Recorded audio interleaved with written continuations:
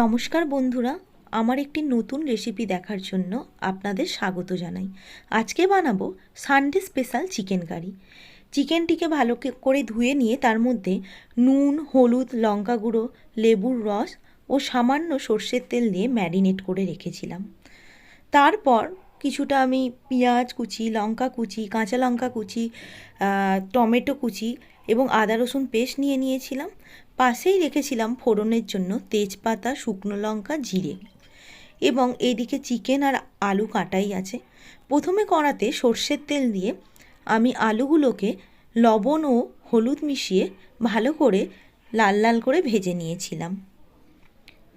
আলু ভেজে নেওয়ার পর ওই তেলেই সামান্য একটু সর্ষের তেল অ্যাড করে আমি ফোড়নের জন্য দিয়ে দিয়েছিলাম তেজপাতা, শুকনো লঙ্কা ও গোটা জিরে।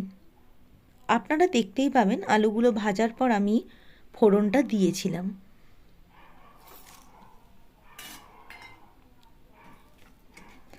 দেখুন, একটু তেল অ্যাড করে ওর মধ্যে আমি তেজপাতা, শুকনো লঙ্কা আর জিরেটা দিয়ে দিলাম। যখন ফোড়ন থেকে একটা সুন্দর গন্ধ বেরোলো তখন পেঁয়াজ কুচি অ্যাড করে পেঁয়াজটাকে লাল লাল করে ভেজে নিয়েছিলাম।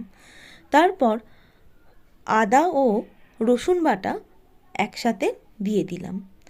তারপর 1 চামচ হলুদ গুঁড়ো, 2 চামচ লঙ্কা গুঁড়ো অ্যাড করে মশলাটাকে ভালো করে কষিয়ে নিয়েছিলাম। আদা, রসুন এবং লঙ্কা গুঁড়ো, হলুদ গুঁড়ো ভালো করে কষানো হয়ে গেলে তার মধ্যে দিয়ে দিয়েছিলাম একটা গোটা টমেটো এবং 4 থেকে 5টা কাঁচা লঙ্কা। কিছুটা নুন দিলাম টমেটোটা যাতে ঠিকঠাকভাবে গলে যায়। তারপর আমি ম্যারিনেট করা চিকেনটা অ্যাড করলাম।